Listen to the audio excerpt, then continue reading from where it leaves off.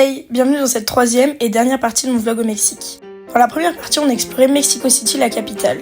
Dans la deuxième, on est descendu dans le sud du pays, direction du Yucatan, pour découvrir une autre facette du Mexique. Et dans cette troisième partie, on prolonge l'aventure. On part à la découverte de Playa del Carmen, une station balnéaire, Holbox, l'un de mes coups de cœur du voyage, et Cancun, une ville un peu à part, loin de l'ambiance mexicaine traditionnelle, et qui, selon moi, mérite d'être vue. Je vous souhaite un bon visionnage.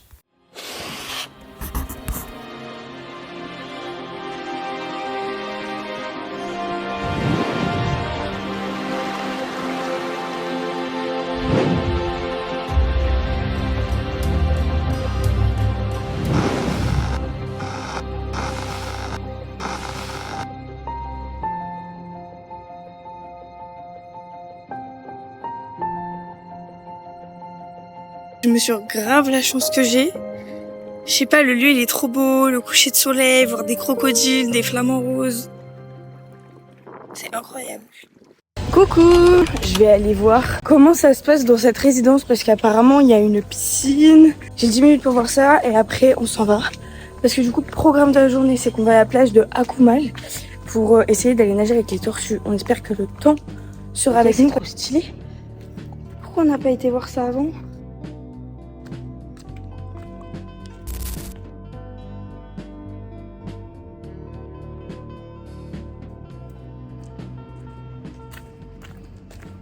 On est arrivé à Akumal et on est en train de réserver nos places pour essayer d'aller nager avec les tortues. Après avoir quitté Tulum et notre super logement, on s'est arrêté à Akumal, une ville mexicaine réputée pour la plongée avec les tortues. Et n'ayant jamais fait ce genre d'activité, j'en ai pris plein la vue. C'est une belle expérience qu'on a fait dans un superbe cadre. Je vous laisse juste admirer les images.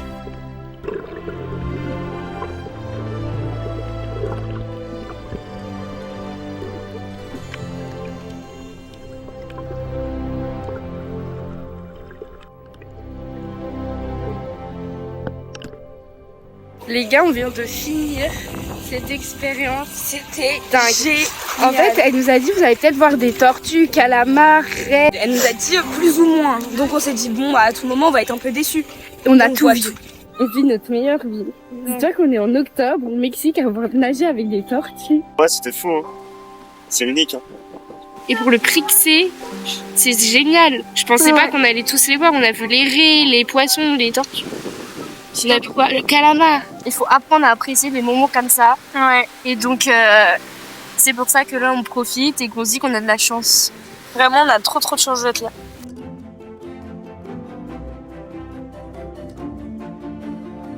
Bon, après s'être laissé porter par cette activité et avoir réalisé la chance qu'on avait d'être ici, on a quitté la plage pour encore faire un arrêt. Alors direction Playa del Carmen, à 40 minutes d'ici, pour toute l'après-midi. Bon les gars, du coup on est bien à Playa del Carmen et là en fait on est sur la place principale et ils sont en train d'installer plein de trucs pour la fête des morts. Parce que la fête des morts c'est quand même dans 3 jours. Ça a commencé demain. Ah, ça commence demain? Les premières festivités commencent demain et se terminent le 2 novembre. Il y a le premier jour c'est pour les animaux, le deuxième c'est pour les enfants, le troisième c'est pour les normales, tout le monde. En arrivant sur place, on a assisté à l'installation pour la fête des morts. Avant de visiter la ville, on s'est installé pour manger des plats typiques d'ici. Entre tortillas, burritos et tacos, on s'est régalé. Playa del Carmen est la première ville qu'on ait faite, ayant vraiment une ambiance style station balnéaire. Elle est principalement façonnée pour le tourisme et la fête. L'ambiance est très cosmopolite et vivante. Moi j'adore Playa del Carmen. Ah, moi j'adore. C'est trop une vibe différente et il y a plein de monde. Et je pense qu'ici ça fait beaucoup la fête. C'est ce qui manquait à notre séjour. En fait, vous voyez, avant on a fait la partie voyage, on découvre vraiment la culture des Mexicains. Et là, on fait vacances. Ça veut dire truc touristique, mais fête, bonne ambiance, plage, chill. Pour l'après-midi ici, nous sommes principalement restés autour de la plage principale et sur la 5e avenue, étant le cœur animé de la ville, s'étendant sur 2 km au bord de la plage. On y trouve un centre commercial, des boutiques, des restos, des animations, hôtels. Mais ayant fait Cancun, ville que vous découvrirez dans quelques minutes, Playa del Carmen reste quand même un endroit plus authentique. Le temps il est grave en train de se couvrir. Genre on sent la tempête arriver. Wolverine et Spider-Man qui viennent de débarquer dans nos villes. On se balade tranquille avec Cassia. Il y a un moment, il fait lion, tiger, genre tigre, lion. Et nous, moi ça m'interpelle. Et Jeanne, elle me fait oh putain. Elle tourne la tête, on voit des bébés lions, tigres, genre il y avait quoi, jaguar? Jaguar. Mais genre des Dans lionceaux, un tout des petit espace. Et ils étaient défoncés à la mort, fallait faire des photos avec. Plus de griffes. Petit lionceau, il était clairement en train de faire des roulettes comme un chien. Genre Et le littéralement mec le c'était un chien. reprenait pour nous faire. Il lui disait tu restes ici pour attirer quoi. Parce que c'est un animal de foire, genre littéralement. Horrible. Ça nous a choqués. Cette ville fut longtemps restée dans l'ombre face au développement de Cancun. Mais Cancun, ayant atteint ses limites face au tourisme, Playa del Carmen et d'autres villes ont su séduire. Je sais que les gars, Louis et Yann, n'ont pas beaucoup apprécié cet endroit, préférant sûrement les lieux avec plus d'histoire et de charme, mais Cassian et moi on a adoré, on a trouvé que ça changeait et que ça montrait encore un nouvel aspect du pays. Les gars, on est bien arrivés au logement pour Cancun. C'est une maison de résidence. On a découvert notre premier logement à Cancun, donc on a découvert la cuisine, le salon. Hop, là on monte à l'étage, on tombe sur un palier principal qui donne accès à notre chambre, celle des parents de Louis et celle des gars. Si vous avez suivi le deuxième vlog, vous devez vous rappeler que ce jour-là c'était l'anniversaire de Yann. Alors on est parti au restaurant, histoire de trinquer pour son anniversaire. C'est censé être un cocktail. Bah apparemment c'est que du whisky. Après avoir goûté un cocktail au whisky qui n'a pas convaincu grand monde, on a quand même hyper bien mangé.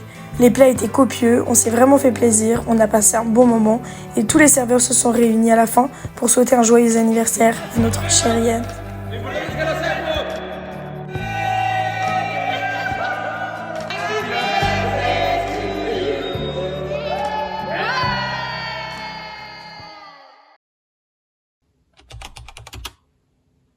Début du vlog, journée Holbox. Aujourd'hui on va passer la journée sur l'île d'Holbox. C'est une petite île un peu style paradisiaque et tout. Ça a l'air d'être très chouette.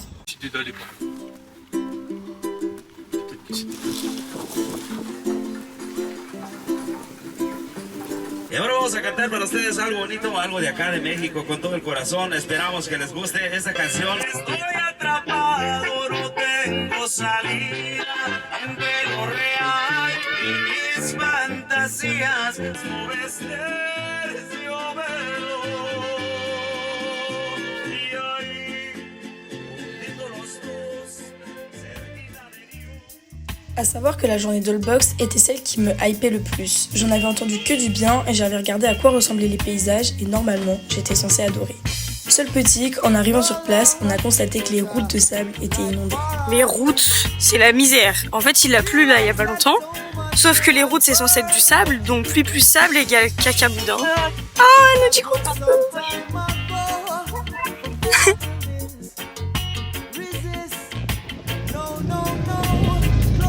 Pendant des siècles, Holbox a été un petit village de pêcheurs. Ce n'est que dans les années 90-2000 que l'île a commencé à attirer des voyageurs à la recherche de tranquillité loin du tourisme de masse de Cancun ou de Playa del Carmen.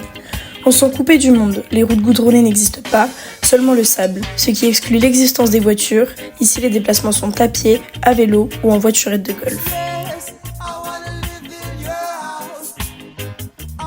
Bon, explication de la situation. En gros, on a totalement changé de plan, d'avis, c'est-à-dire que là on va faire une excursion dans l'après-midi, on va voir des crocodiles, des flamants roses et tout. Là on prend une petite voiturette, parce que pour l'instant on va à un autre endroit. Faut dire ce que c'est un taxi buggy. Un taxi buggy. Et on passe à travers eau, marée, flotte. Après avoir marché toute la matinée, avoir mangé et décidé de changer tout notre programme, il nous restait plus d'1 heure avant l'excursion prévue. Avec Louis, on a décidé d'aller quand même découvrir un des endroits qu'on avait repéré dans notre planning de base, Puente Mosquito. Ce spot se trouve tout au nord de l'île, sur un banc de sable qui apparaît et disparaît selon les marées. Pour y accéder, on a dû marcher les pieds dans l'eau, en sachant qu'il fallait vite repartir pour ne pas rester coincé. L'endroit est vraiment magnifique. Dommage qu'on n'ait pas eu le temps d'en profiter plus, parce qu'on a été un peu pressés pour ne pas rater l'excursion. Petit kiff, je me suis acheté une noix de coco. On va déguster ça ensemble. Je ne vous conseille pas d'acheter des noix de coco. Maintenant, direction notre excursion en canoë-kayak vers la mangrove pour voir cette région sauvage abritant de nombreuses espèces d'animaux et d'oiseaux protégés. Bon, la qualité doit être ignoble, mais là, je suis en train de faire du canoë avec un petit monsieur qui est derrière moi. Enfin, là, on va aller voir des flamants roses, on espère voir des crocodiles, des oiseaux. Bref, c'est trop bien. Et les gars, ils sont derrière. On a rapidement vu des flamants roses. J'ai trouvé ça génial, je m'y attendais pas du tout. Dans le canoë, j'étais avec le guide qui était vraiment chou. On a un peu parlé en anglais et il a vraiment pris le temps de m'expliquer sa passion pour cet endroit qu'il aime particulièrement en raison de sa biodiversité et de son calme. Ça lui permet de s'évader et de voir en vrai tout ce qu'il connaît sur les différentes espèces.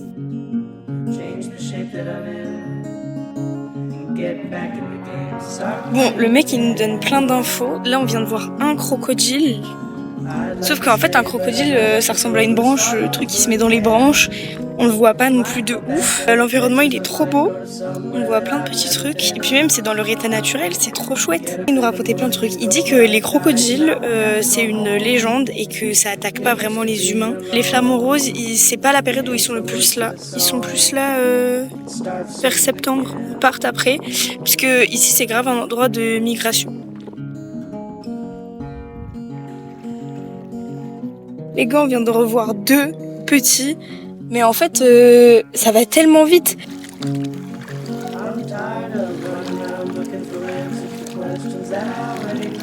Là, on est au coucher du soleil.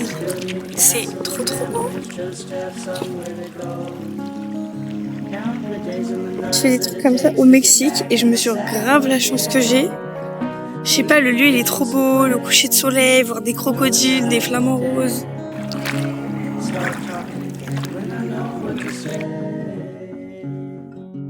On est en train de bouffer des oranges en plein milieu de la nature. Après une petite pause et une orange, on est reparti. Au total, cette activité aura duré 2h30 et j'étais surtout contente d'avoir pu voir des crocodiles. On a fini notre tour au coucher de soleil, c'était hyper joli.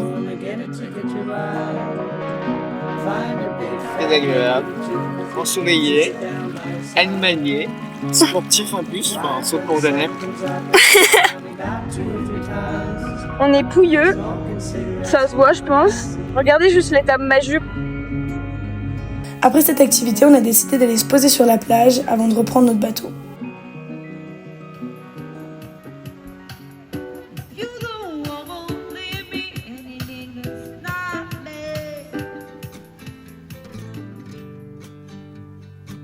Si je devais revenir au Mexique pour un endroit, ça serait bien celui-ci, je pense.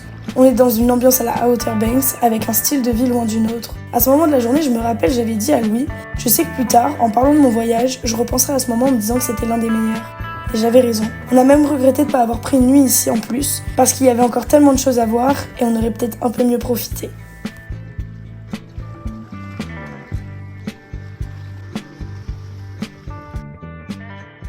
On reprend le ferry. Franchement, j'ai une coupe de folle, tout est fou. Bref. Et voilà, pour bien finir la journée, il a fallu que l'un de nos pneus crève en plein milieu de la route. En vrai, il fallait s'en douter en vue de l'état de la route et de tous ces trous. On a changé la roue. Un truc rassurant, vous savez, en France, il y a quoi? Faites attention au passage, il y a des petites biches.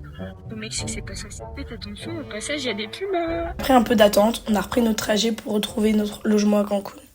Bon, aujourd'hui les gars, nouveau déménagement parce que là on a fait le premier logement à Cancun pour être un peu plus dans Cancun Centro.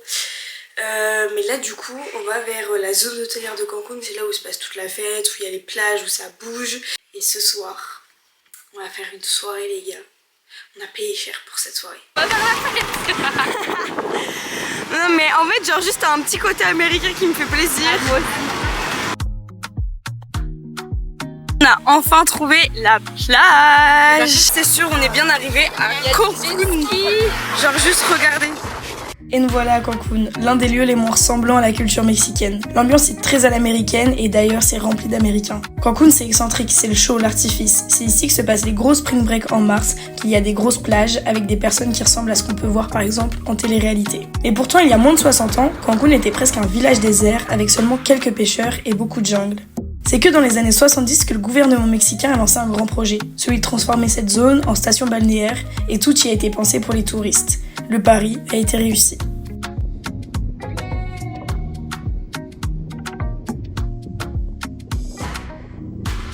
La plage elle est incroyable. Et en fait ça pue l'Amérique. Genre je sais pas comment vous dire. C'est vraiment les hommes... Les Américains. Les gros baraques comme ça, musique à gogo. Ils sont comme ça alors qu'il est que 14h et ouh, ça fait déjà la fête. Mais regardez. Là, c'est Coco Bongo. Sachez qu'on s'est retrouvés ici, mais on ne sait même pas comment ça s'est passé, on n'a même pas cherché à savoir. On se baladait tranquillement sur la plage, on nous a accostés, donné des bracelets pour entrer gratuitement dans un endroit totalement payant et pas qu'un peu. On a accepté, on a payé un verre et on s'est retrouvés ici. On est rentré dans notre bus party. C'était gratuit. Et là, il y a des concours de mecs, il y a une piscine, ça crie. On n'était pas en haute saison pour Cancun, donc là c'était assez calme, mais la beach party de Coco Bongo fait partie des endroits prisés lors des spring break. Musique à fond, pool party animée, danseuse. On a dû rester 40 minutes, mais on était content d'avoir eu un aperçu de ce genre d'ambiance. Quand on a dit qu'on voulait profiter à Cancun, on y est.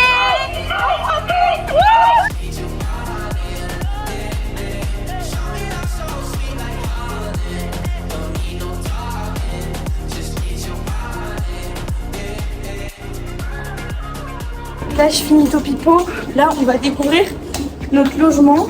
On a découvert notre dernière Airbnb du séjour. Très mimi et bien placé. Après ça, on a pris le temps de se poser, de manger, de se préparer et surtout de dire au revoir aux parents de Louis qui nous quittaient avant notre départ à nous. On est ensuite parti voir le coucher du soleil sur la grande plage avec Cassiane. On se presse pour aller voir le coucher du soleil qu'on est en train de rater. Il est déjà en retard.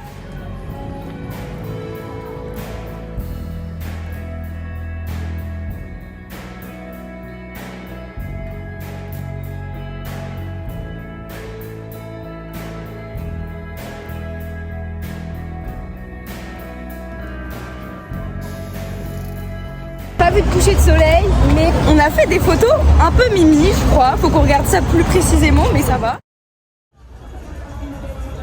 On est devant Coco. Donc en gros c'est une boîte mais où il y a des shows, de la disco. On a payé quand même assez cher. Donc on espère que ça va être cool. Vu qu'on est des meufs, on a eu un t-shirt Coco Bongo. Et là on est en train de monter des étages et tout pour rentrer dans la boîte. C'est une folie.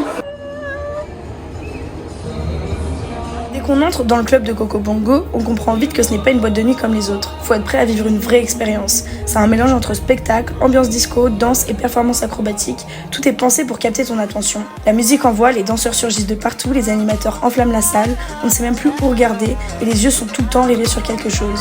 Je vous laisse être témoin de tout ça en images.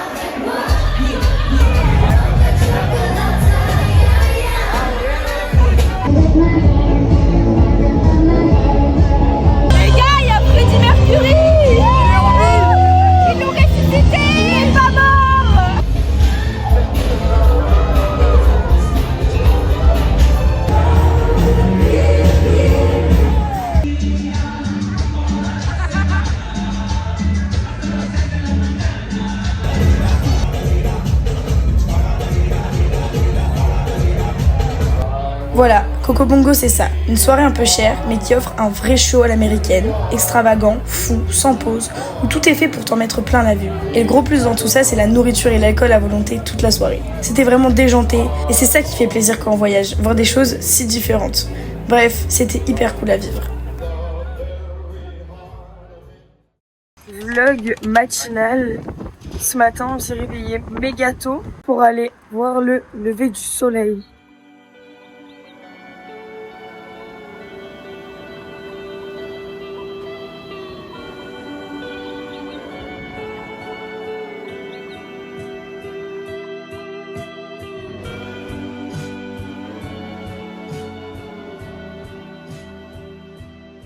Depuis ce lever de soleil, on a redormi. Et puis là, on s'apprête à repartir vers la plage. On vient d'acheter tous nos souvenirs. J'en ai eu pour 50 balles. Bref. On est rentré, il faisait beau. Et là, on veut ressortir. C'est la tempête.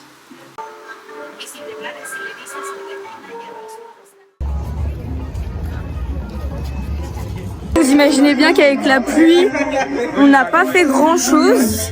Mais du coup là on se bouge enfin parce qu'à 18h30 il y a le défilé normalement des Catrina et tout. La fête des morts, aussi appelée Dia de los Muertos ici, est un événement annuel et une commémoration ayant lieu le 31 octobre consacrée aux Angelitos, les enfants morts, et se poursuivant les 2 premiers jours du mois de novembre pour les animaux et les adultes. Les gars, on a fait notre connerie. On s'est maquillés. Les gars, ils vont se moquer de nous, genre on leur a dit vous faites ça avec nous, ils ont dit non. Vous aimez bien?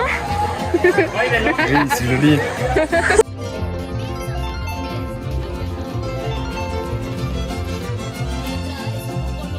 Depuis longtemps, la culture préhispanique, comme avec les Aztèques, prend une vision de la mort comme une phase naturelle du long continuum de la vie. À cette époque, il existait déjà le principe de faire des autels et des rites joyeux. Puis, au XVIe siècle, les Espagnols colonisent le Mexique et introduisent le christianisme.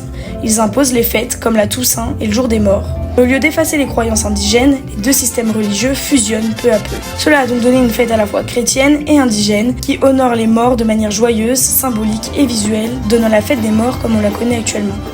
Cancun, c'est grave pas l'endroit où il y a la fête des morts. Genre, c'est un lieu touristique Cancun, c'est pas genre ancré dans la culture ici. Avec Cassian, on était grave dégoûtés parce que nous, on voulait la vivre la fête des morts. Et là, on voit, il y a un petit point, ça dit qu'il y a la fête des morts ici, qu'il y a un petit défilé et tout. Je pense pas que c'est aussi grandiose que la fête des morts, par exemple, à Mexico City. Mais en vrai, c'est chouette, genre les gens sont déguisés, il y a une bonne ambiance.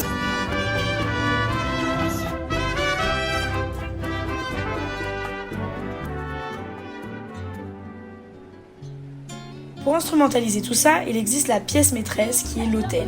C'est destiné à accueillir les esprits qui font leur grand retour dans le royaume des vivants. Ils sont chargés d'offrandes, de l'eau, de la nourriture, des objets, des fleurs. Autour, il peut même y avoir des bougies pour guider les morts à leur autel. Alors on a eu de la chance de vivre à notre manière cette fête. On a été au cœur des corps déguisés, des visages maquillés, d'un mélange de spiritualité, croyances, couleurs, symboles forts, de musique, de chant et de danse. Tout au long de la soirée, on ne pleure pas les morts, on les invite à revivre, partager un moment avec nous. Une manière joyeuse de dire au revoir et à l'année prochaine aux êtres qui ne sont plus parmi nous.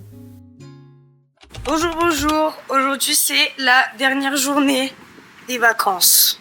Un peu triste. On part demain. Mais du coup, on a profité pour aller à Isla Mujeres. C'est une petite île. Donc là, on va prendre le ferry. Et on a laissé Yann à la baraque. Il voulait pas venir. On est en train de se rendre compte que c'est la fin du voyage. Et en fait, je crois qu'on est pas prêt mentalement parce que quand on revient, il fait moche. Il pleut. C'est On a plein de cours. Et plein de Pour notre dernière journée, on a décidé de sortir un peu de Cancun. Il y avait tellement de choses à voir dans les environs qu'il a fallu choisir, mais on s'est mis d'accord pour Isla Mujeres. Le bateau, les gars, D'ailleurs, je crois que Cassian et son mal de mer ont adoré l'expérience. Cette île paisible des Caraïbes, à l'époque préhispanique, vénérait Itchel, la déesse maya de la fertilité, de l'amour et de la maternité. C'était le lieu de pèlerinage pour les femmes mayas, notamment avant l'accouchement. L'île a donc toujours eu une forte connotation sacrée et féminine. C'est les Espagnols, en découvrant l'île au XVIe siècle et en trouvant plusieurs statues féminines, qui lui ont donné le nom d'Isla Mujeres, île des femmes. Mais ces figurines sacrées sont détruites dans la logique de conversion religieuse et d'effacement des croyances indigènes. Par la suite, c'est aussi devenu un refuge pour pirates et contrebandiers jusqu'au XXe siècle où c'est devenu un petit village de pêcheurs. Aujourd'hui, malgré le tourisme, elle a conservé une ambiance plus calme et authentique, loin du tumulte des grands complexes hôteliers. Bon, en attendant que moi je vous raconte toute l'histoire de cette île, nous on a marché toute la matinée pour un point précis, ces marches. C'était joli hein, mais je sais pas si ça valait le coup de marcher autant. Ça fait 1 heure qu'on marche sous un soleil de 30 degrés. Pour voir des escaliers. C'est beau, mais on en peut mais 1 heure de marche. On va enfin manger, il est 13h30, on s'est assis dans un petit endroit trop beau. On est à Playa del Norte. Bon appétit. On s'est installé sur un petit lit avec la musique et vue sur la mer. À savoir que la plage del Norte est considérée comme l'une des plus belles plages du Mexique, voire pour certaines sources du monde. Bon, j'ai presque envie de dire que je n'irai pas jusque là non plus. Et par contre, l'endroit était vraiment magnifique, l'ambiance aussi. On a fait les stars toute l'après-midi avec nos cocktails, la session bronzage, la musique festive. Aujourd'hui avec Cassian, on adore se rappeler de ce moment lorsqu'on se dit qu'on vivait notre meilleure vie au Mexique. Évidemment, il a fallu prendre le chemin du retour, tout en ayant prévu d'aller voir le coucher de soleil en rentrant à Cancun. Et en vrai, moi, c'est pas tant les couchers de soleil qui m'auront marqué à Cancun, c'est surtout l'ambiance particulière et propre de cette plage. On va au restaurant. Normalement, on a pris un truc grave pépite. Ça a l'air trop bon, on va manger asiatique. C'est plus dans le thème du voyage, mais c'est pas grave. Pour notre dernier restaurant, on s'est fait plaisir. On a été dans un lieu et un décor très sophistiqué. Pour arriver à notre table, il a fallu passer par un espèce de tunnel et des ponts. Ce genre d'endroit nous accueille de manière tellement classe que j'en étais presque gênée. Le seul bémol, je parlerai de la musique, a été hyper forte et en continu. Mais hormis ça, le cadre et la nourriture, je n'avais rien à redire. Perso, je me rappelle avoir pris un pad thaï, totalement trop épicé pour mon seuil de tolérance, mais très bien cuisiné, donc au final je l'ai donné à Cassiane. Ensuite, on a fait croire que c'était notre anniversaire, donc on a eu le droit à un petit show.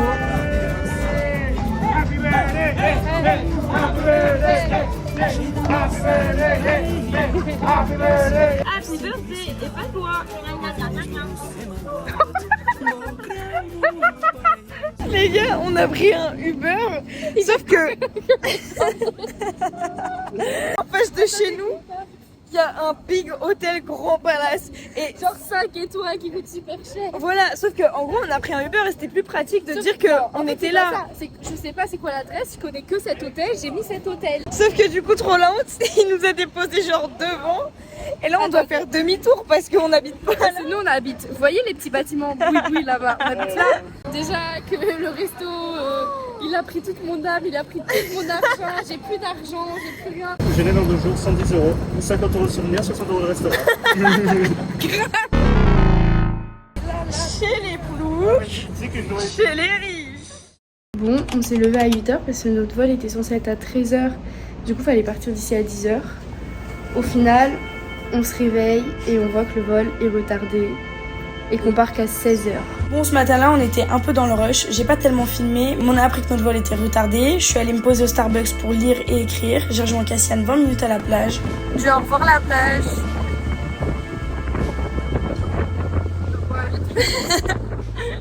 Bien dans l'avion au final. Tout s'est bien passé. On a juste un peu de retard, mais bon. On est dans le train, on est à Paris, ça y est, c'est la fin du voyage. Et voilà, c'était le dernier vlog de cette série sur mon voyage au Mexique. On a été très chanceux d'avoir vu une quantité de paysages, ambiances et villes différentes. Donc merci évidemment à Louis de nous avoir accueillis dans son quotidien. Merci à vous d'avoir regardé. Bisous.